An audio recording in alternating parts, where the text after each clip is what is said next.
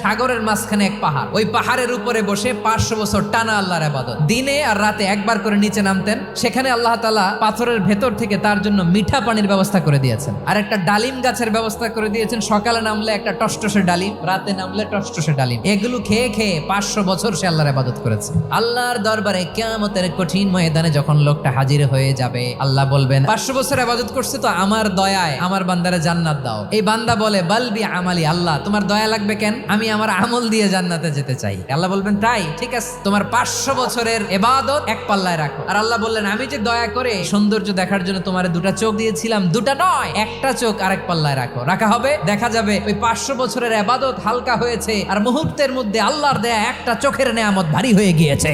ফলাফল দেখো, হিসাব বলে তুমি এখন জাহান্নামে যাবা, যাও এবার জাহান্নামে যাও। এবার লোকটা কাচুমাচু করে বলে আল্লাহ এবার আমি বুঝতে পেরেছি তোমার দয়া ছাড়া দুনিয়ায় কেউ জান্নাতে যেতে পারবে না।